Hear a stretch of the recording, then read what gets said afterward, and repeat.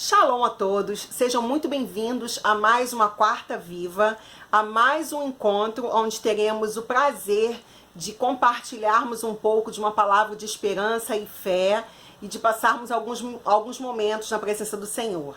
Eu não sei onde você estará quando você for ouvir essa mensagem, mas desde já o meu desejo é que Deus te abençoe, que Ele fale ao teu coração, que Ele ministre sobre a tua vida e que as mais ricas bênçãos do Senhor alcancem você e sua família.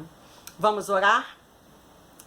Pai, em nome de Yeshua HaMashiach, eu quero entregar a vida dessa pessoa, desse irmão, dessa irmã, dessa pessoa preciosa que vai estar ouvindo essa ministração dessa palavra nessa noite, nessa tarde, nesse dia. Senhor, eu não conheço essa pessoa, mas Tu conheces.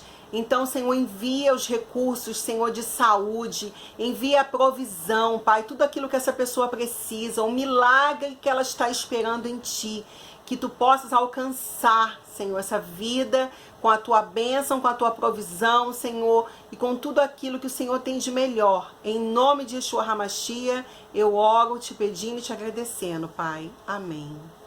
E a nossa meditação de hoje vai ser no livro de 1 Samuel, no capítulo 1, que narra a história de Eucana e de suas duas mulheres, Ana e Penina. Conforme nós sabemos, Ana ela era estéril e Penina, a segunda esposa, ela tinha filhos. E pelo fato dela ter filhos, ela ficava o tempo todo se vangloriando e fazendo uma espécie de bullying em cima da Ana, dizendo, né, eu tenho filhos, você não tem. Aquilo ia deixando Ana muito amargurada, porque na época em que em que essa história é narrada, na época em que essa história se passa, era muito triste para uma mulher, era uma vergonha para uma mulher ser estéril, não ter filhos. Então Ana ficava sempre muito angustiada com toda o deboche, com todo o escárnio, com toda a perseguição que Penina fazia em cima dela. Essa família tinha o hábito de ir até a casa do Senhor, ano após ano, para oferecer, né, os seus sacrifícios, fazer suas orações. E numa dessas vezes em que eles vão até a casa do Senhor para orar, para adorar, para entregar os seus sacrifícios, Ana, ela começa a chorar muito, ela fica muito amargurada, muito angustiada. E a amargura e a angústia dela era tão grande que ela não conseguia mais orar com palavras, ela gemia e ficava em silêncio naquela aflição ali, naquela angústia, a ponto do sacerdote vê-la orando e achar que ela estava embriagada dentro do templo. E aí é que a gente começa aqui a leitura. Demorando-se ela no orar perante o Senhor, passou o sacerdote Eli a observar-lhe o movimento dos lábios. Enquanto Ana só no coração falava, os seus lábios se moviam, porém não se lhe ouvia voz alguma. Por isso, Eli a teve por embriagada. E lhe disse, até quando estarás tu embriagada? Aparta de ti esse vinho. Ela, porém, respondeu, não, senhor meu, eu sou mulher atribulada de espírito. Não bebi vinho nem bebida forte, porém venho derramando a minha alma perante o Senhor. Não tenhas, pois, a tua serva por filha de Belial, porque pelo excesso da minha ansiedade e da minha aflição é que tenho falado até agora. Então ele lhe respondeu, vai-te em paz, e o Deus de Israel te conceda a petição que lhe fizeste. E disse ela, ache a tua serva à mercê diante de ti. Assim, a mulher se foi o seu caminho, e comeu, e o seu semblante já não era triste. Bom, quero falar para vocês sobre tempos de espera. Nós estamos todos, de forma conjunta, contra a nossa vontade, de forma obrigatória,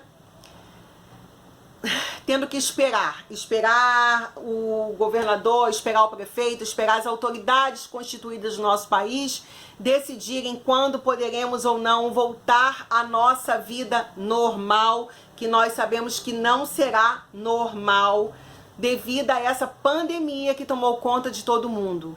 E é tão chato toda quarta-feira eu ter que vir aqui falar um pouco, né, falar de novo desse assunto, porque na verdade o que eu queria era estar sendo portadora de uma boa notícia, de dizer que acabou, gente, vamos agora, né? Descobriram a cura e agora nós vamos voltar a trabalhar e não vai mais haver mortes, as pessoas serão curadas. Eu queria estar vindo trazer essa notícia, mas infelizmente ainda não tenho ela para trazer.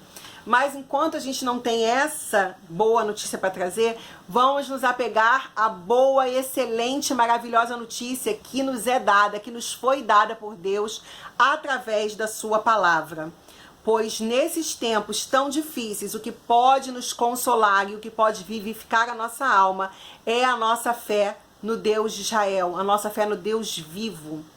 E histórias como essa de Ana e de Penina podem muito falar ao nosso coração e certamente falarão.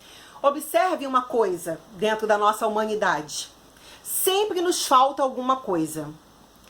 Ana era amada e não tinha filhos. Penina tinha filhos e não era amada. Ambas, dentro das suas circunstâncias, estavam extremamente infelizes. Uma, com a sua infelicidade, foi provocar a outra, foi ir até a outra para poder acusar, trazer tristeza e sofrimento, pelo que a Ana não tinha, que era o caso de Penina. Ela usou o seu sofrimento, o fato dela não ser amada. Eu não sou amada, mas também vou perturbar a vida da outra ali, vou falar para ela que ela não tem filhos. E a outra, que estava em angústia, em amargura, em tristeza, em sofrimento, poderia ter entrado no embate com a Penina, poderia ter discutido com ela, poderia ter ido pro marido, ficar no ouvido dele falando, né, resmungando, reclamando porque a outra estava ali provocando ela e ela estaria fazendo isso com toda razão, mas ela usou uma outra alternativa, que é essa alternativa que nós devemos nos espelhar para usarmos. Ela foi até o Senhor. Ela levou a sua dor, a sua tristeza, a sua infelicidade, aquilo que estava lhe doendo o coração e a alma, que estava lhe trazendo angústia, ela levou até Deus. Ela foi até o Senhor. Ela não foi nem até o sacerdote falar com ele. Ela se ajoelhou, foi ali na presença do Senhor, derramando a sua alma em silêncio, a ponto a sacerdote vê-la orando e pensar até que ela estava embriagada. Eu imagino os gemidos que essa mulher não devia estar fazendo ali. Não tem quando a gente está com muita dor, quando a gente está com muita tristeza de uma coisa que as palavras nos fogem. Era assim, exatamente assim que Ana estava. E isso fala muito conosco. Nós, seres humanos, temos a forte tendência a valorizarmos sempre o que o outro tem e a não valorizarmos aquilo que nós temos. É o famoso mito da grama verde. A grama do vizinho é mais verde. Mas será que você já parou para pensar numa coisa? Será que essa grama verde, mais verde do vizinho, é de fato uma grama real ou é uma grama sintética? Já parou para pensar nisso? A grama sintética, ela é parecida com a grama verdadeira. Ela é verde, ela é bonita. Só que ela não tem vida, ela é de plástico. E até o tempo de vida útil desse plástico é de 5 anos, na faixa, na média de 5 anos. E às vezes a gente olha para a vida de uma pessoa, a gente acha que aquela pessoa tá bem, que ela tem tudo, que não tá faltando nada para ela. E a gente acha que tá tudo maravilhoso, que tá tudo perfeito. E a gente não sabe o que aquela pessoa tá passando de verdade. A gente não sabe quais são as questões internas da sua alma, as questões internas da sua mente, os conflitos que ela vive, as dores que ela passa. A gente só sabe olhar e achar que tá tudo muito bonito, que tá tudo muito verde, tudo muito maravilhoso e que não tá faltando nada para aquela pessoa.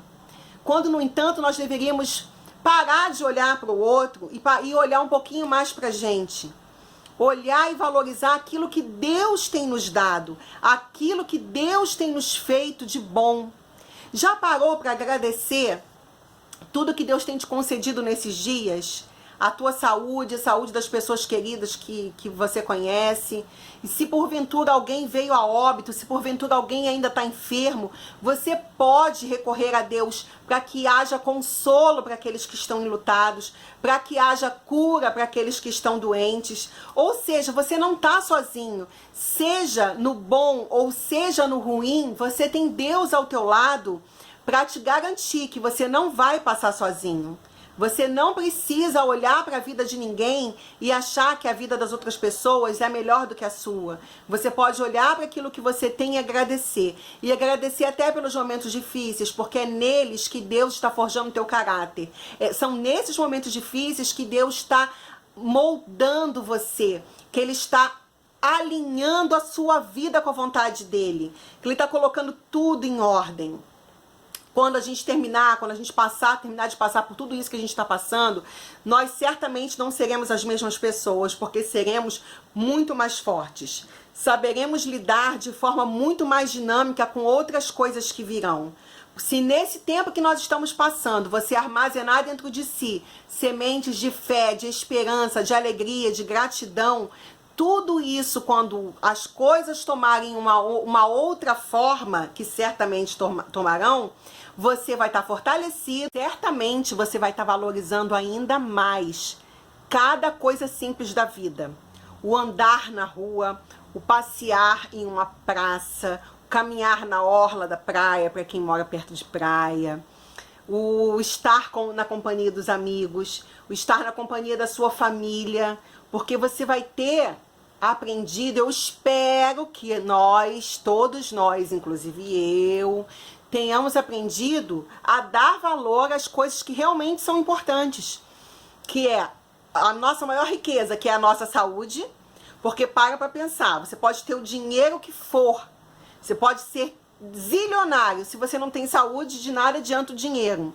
Então, em primeiro lugar, a nossa maior riqueza, que é a nossa saúde. Em segundo, a nossa família, as pessoas que estão à nossa volta, o nosso pai, a nossa mãe, tios, primas, primos, avós, filhos, o seu cônjuge, seu namorado, sua namorada, a pessoa que você tem do teu lado, a pessoa que você tem na tua vida. E se você não tem, se você tá só, e se você antes nem passava para pensar nisso, porque você se dedicou tanto a trabalhar que você esqueceu de cuidar dessa área da tua vida, e agora que você enfrentou esse momento de isolamento, de quarentena, você descobriu o quanto é ruim estar sozinha, o quanto é ruim viver de relacionamentos fugazes, de relacionamentos que são passageiros, e você descobriu e você parou para pensar que nesse momento, como teria sido bom se você tivesse alguém legal ao teu lado. Então você fazer algumas reflexões para fazer alguns ajustes necessários na tua vida, né? Tudo que nós passamos, em tudo, se você parar para observar de tudo, você tira uma lição. Porque todos nós estamos atravessando por isso e nenhum de nós tem a resposta. Não temos receita para isso, não temos resposta para isso, não sabemos como nos comportar, não sabemos como lidar. A gente acorda um dia após o outro e a gente fica pensando, e hoje? Como é que vai ser hoje? O que eu vou fazer hoje? Né? Quem mora numa casa grande que tem piscina e pode ir se divertir, pode ficar dentro de casa fazendo outras atividades, beleza. E quem mora num cubículo? Quem mora num cantinho pequeno, que nem eu aqui? Que você anda, dá 2 passos, chegou no banheiro, dá 3, você tá na pia. Você tem que se reinventar todos os dias para pensar, meu Deus, o que eu vou fazer hoje? Como vai ser o dia de hoje? Como eu vou produzir? Trabalhando em home office, como é que eu vou produzir? Como é que eu vou encarar minha rotina de trabalho e, ao mesmo tempo, cuidar do meu emocional? Então, tudo isso a gente teve que aprender. E aprender como? Através da tentativa, erro e acerto. Porque ninguém tinha a receita de bolo, a receita mágica de como é que ia funcionar tudo isso. Mas que possamos olhar para esses momentos sabendo que Deus, Ele não erra. Toda vez que Deus permite algo, que Deus faz com que algo aconteça nas nossas vidas, é porque Ele sabe que algo precisa ser mudado. E Ele sabe que as coisas serão ajustadas da melhor maneira, para que pessoas valorizem mais suas famílias, valorizem mais seus casamentos, valorizem mais o estar na companhia dos seus filhos, valorizem quando estiverem no seu trabalho e não fiquem reclamando tanto do seu ambiente de trabalho, porque uma hora ou outra, por algum motivo, você pode perder, né? Então a gente tem que aprender, gente, tudo isso tem que ter servido para isso. Para nos ensinar a silenciar as nossas reclamações, a abrir espaço para uma vida de mais gratidão, uma vida de maior responsabilidade com aquilo que de fato é importante e principalmente de uma vida pautada em fé. Em Romanos, no capítulo 4, no versículo 18, diz que Abraão, esperando contra a esperança, creu para vir a ser pai de muitas nações, segundo lhe foi dito, assim será a sua descendência. Não é só porque algo que nós estamos esperando ainda não aconteceu, que não vai acontecer. Nós precisamos aprender a perseverar, pois toda mudança verdadeira acontece de dentro para fora. Precisamos mudar a nossa atitude interior. Veja só, quando a Ana recebeu uma palavra da parte do sacerdote dizendo: vá em paz, que o Deus de Israel lhe conceda o que você pediu. Ela não foi para casa levando um resultado de um exame de gravidez. Ela não foi para casa levando uma ultrassonografia. Ela não foi para casa levando nenhuma cura mágica. Não, ela foi para casa levando uma palavra. Ela tinha levado para Deus uma petição, que era ter um filho. O sacerdote vem até ela e diz que Deus de Israel lhe conceda. Ela pegou aquela palavra, tomou posse, segurou, levantou, foi para casa, mas a Bíblia diz que ela foi para casa com um semblante completamente mudado. Por quê? Porque a atitude interior dela mudou quando ela recebeu aquela palavra. Quando você e eu, quando nós lermos a Bíblia, a gente não tem que ler de forma mecânica, de forma automática, como se a gente estivesse lendo um livro de ficção. Não, a gente tem que ler e tomar posse daquela palavra. A gente tem que deixar com que as promessas de Deus e com que a palavra dele mude o nosso interior. Nos faça caminhar de uma forma sobrenatural. Ana foi para casa com um semblante mudado. Chegando em casa, ela teve relações com seu marido e Deus lhe concedeu o que ela desejava.